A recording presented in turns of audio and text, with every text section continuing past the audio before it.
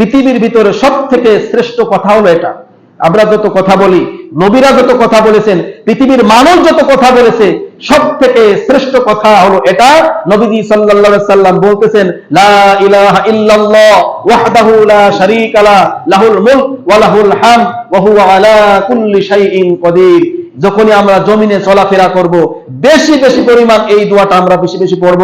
রাত্রে হঠাৎ করে ঘুম ভেঙে গেছে, আপনি পড়বেন লা ইলাহা ইল্লাল্লাহ ওয়াহদাহু লা শারীকা লা, লাহুল মুলক ওয়া লাহুল হামদ ওয়া হুয়া আলা কুল্লি শাইইন কাদির। আপনার মনের ভিতর ভালো লাগছে না, মানুষ আপনাকে কষ্ট দিয়েছে, অথবা দুনিয়ার কোন প্রেশারের ভিতর আছেন, আপনি পড়বেন লা ইলাহা ইল্লাল্লাহ ওয়াহদাহু লা শারীকা লা, লাহুল মুলক ওয়া লাহুল হামদ ওয়া হুয়া আলা কুল্লি শাইইন কাদির। আপনার ভালো লাগতেছে না, আল্লাহ রাব্বুল আলামিনের কাছে একটু সিজদা দেন, সিজদায় দিয়ে এই কথাগুলো বলেন, আল্লাহ রাব্বুল আলামিন আপনার সমস্ত কাজকে আল্লাহ তাআলা সহজ করে দিবেন। সকলে বলেন সুবহানাল্লাহ। এই জন্য যখনই মন খারাপ হবে, যখনই কোনো মানুষ যাই কিছু করুক না কেন, সব সময় এই কালিমাটা বেশি বেশি পরিমাণ করতে হবে। কারণ আমাদের মুখ থেকে যে কথাগুলো বের হচ্ছে, এটা হলো আল্লাহ তাআলা নিয়ামত। নিয়ামত কি না? নিয়ামত না, বলেন তো? এটা আল্লাহ রাব্বুল আলামিনের নিয়ামত।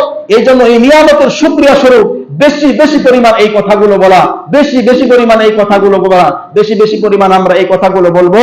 সেই কথা লা ইলাহা ইল্লাল্লাহ ওয়াহদাহু লা শারীকা লা, লাহুল মুলকু ওয়া লাহুল হামদ ওয়া হুয়া আলা কুল্লি শাইইন কাদির।